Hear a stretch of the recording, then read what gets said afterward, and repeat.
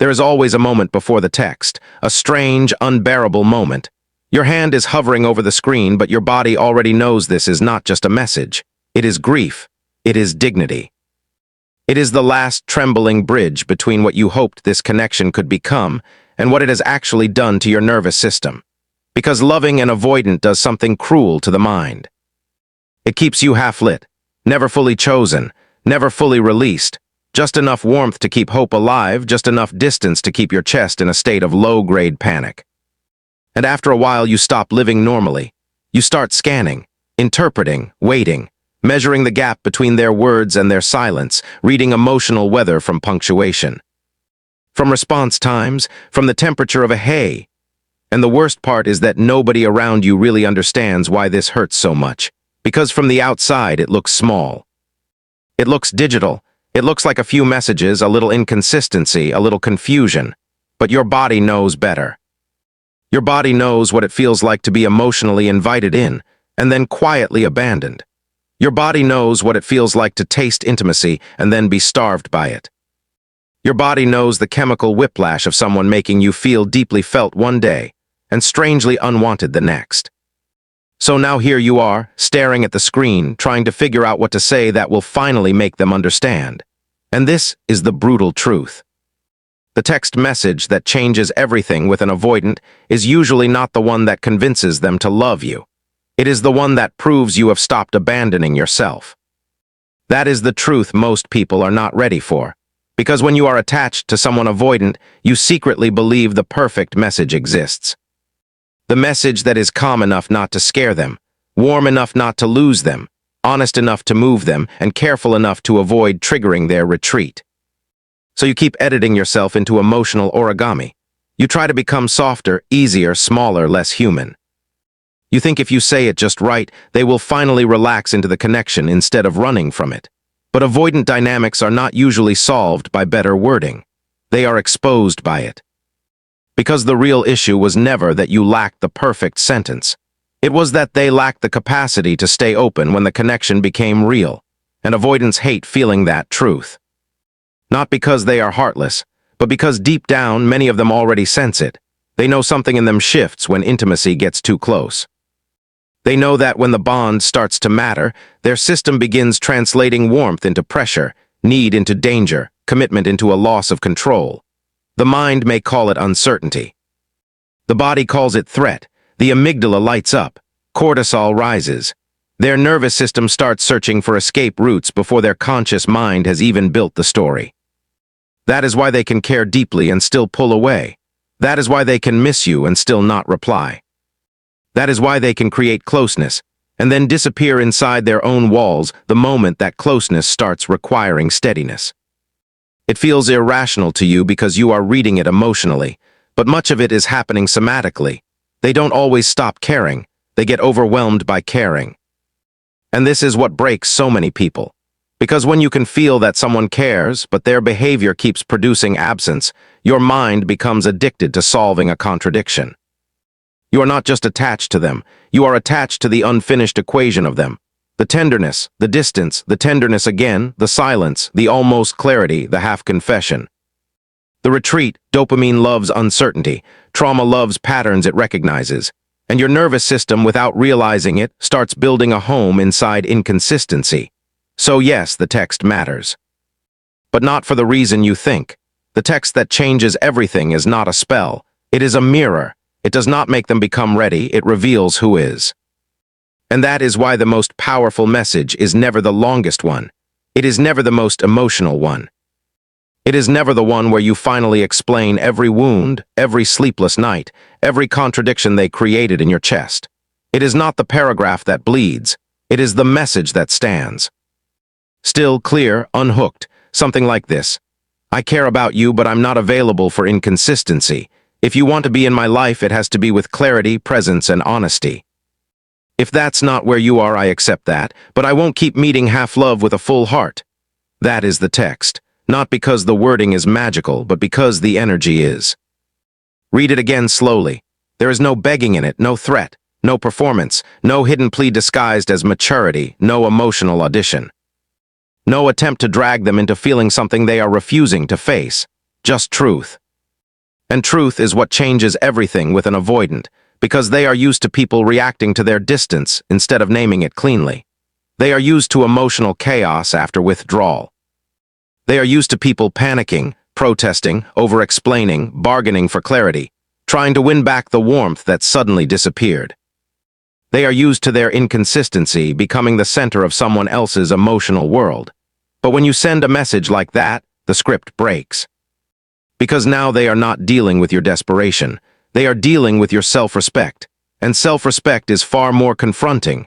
At first, they may go quiet. That silence can destroy people if they do not understand what is happening.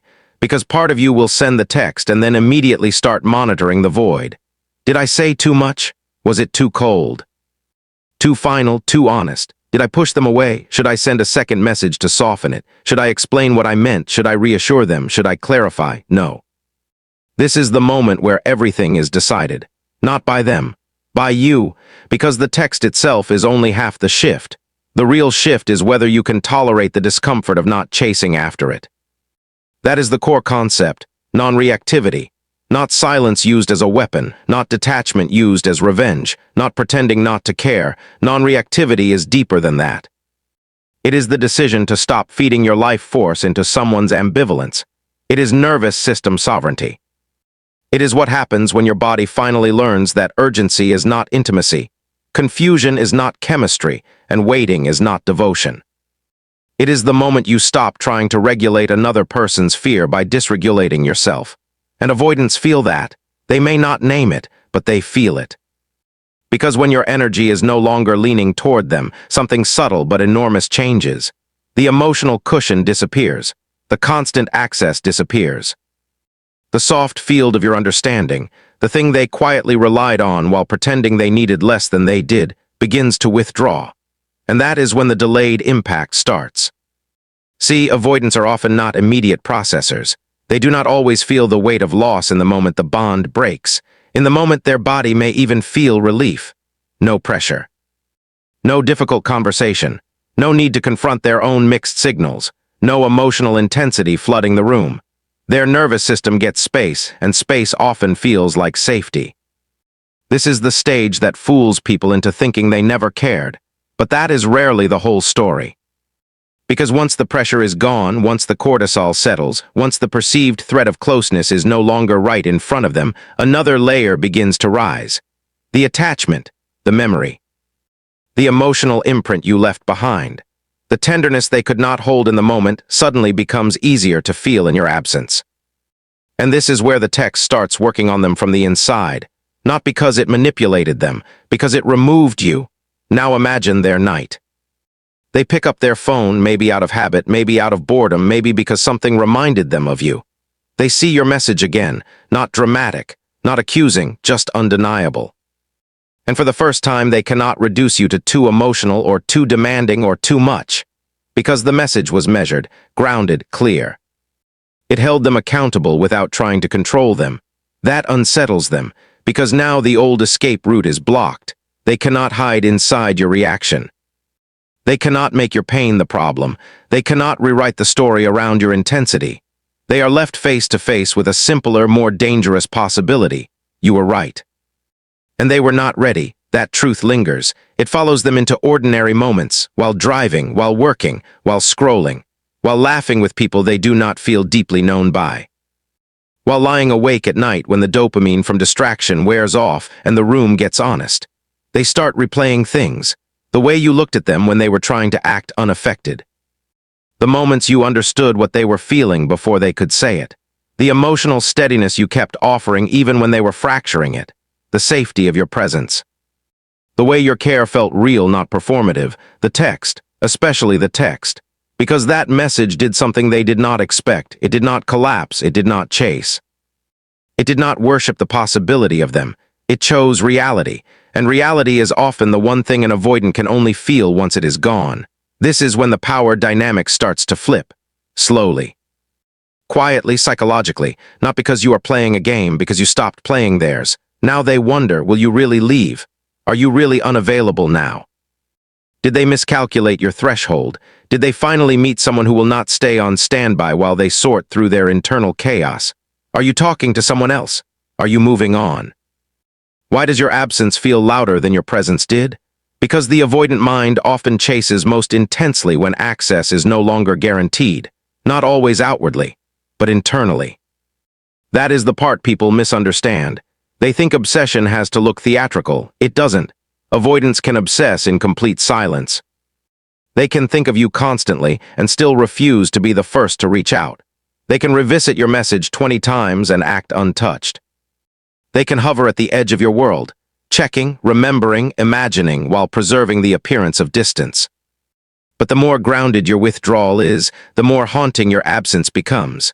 Why? Because you are no longer just a person they pulled away from. You are now the person who saw through the pattern and refused to participate in it. That leaves a mark. And yet, this is the part where I need to tell you something that may save you from your own hope.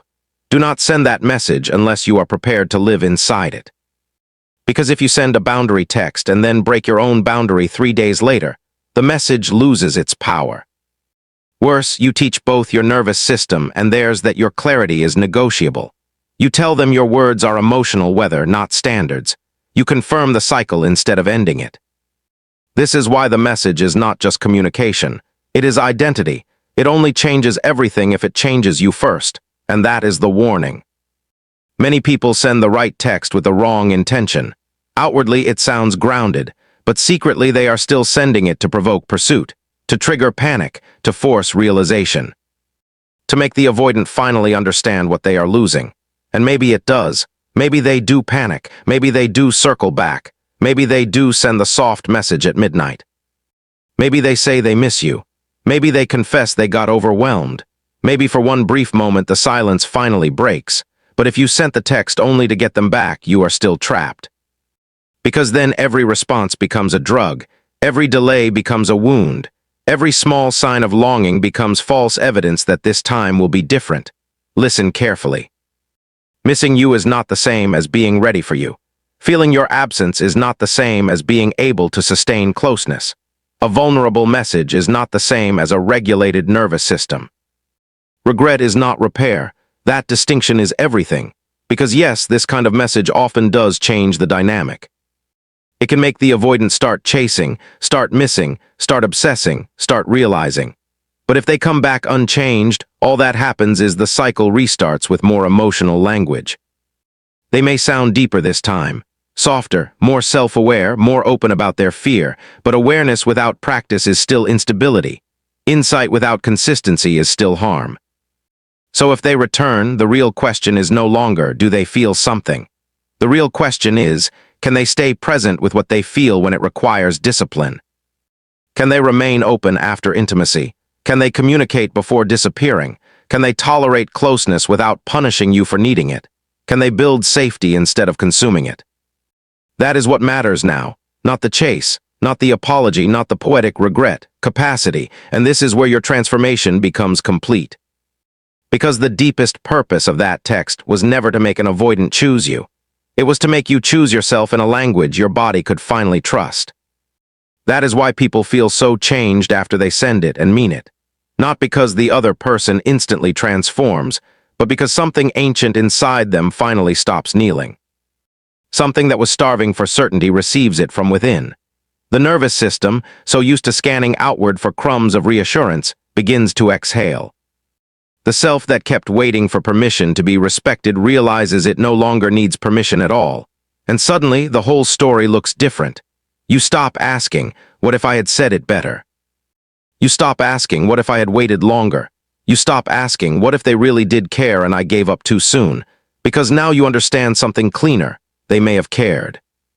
They may still care, but caring without capacity is how people break each other beautifully. And you are no longer available for beautiful breaking. That is the identity shift.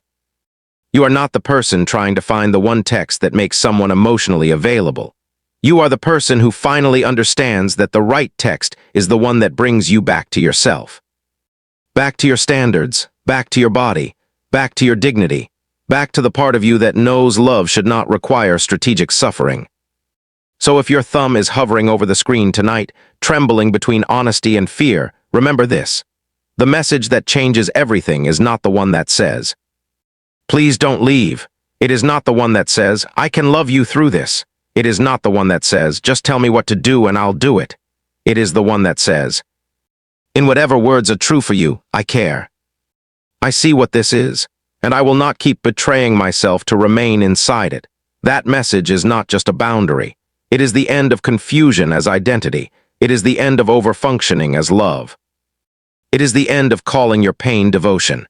It is the beginning of power, real power, not the power of making them miss you, the power of no longer needing their inconsistency to define your worth. And when that power finally lands in your bones, something extraordinary happens. Whether they come back or not, whether they obsess or not, whether they finally understand or not, you are free. Free from the loop, free from the waiting room, free from trying to convert your tenderness into something easier for emotionally unavailable people to digest. You become still, not empty, not cold. Whole, and that is the one thing an avoidant can feel from miles away. The person they thought would always stay emotionally reachable has stepped back into themselves. The warmth is no longer on tap. The access is no longer unconditional. The heart they relied on without honoring is now protected by clarity. That is what changes everything, not the text on the screen, the self who sent it.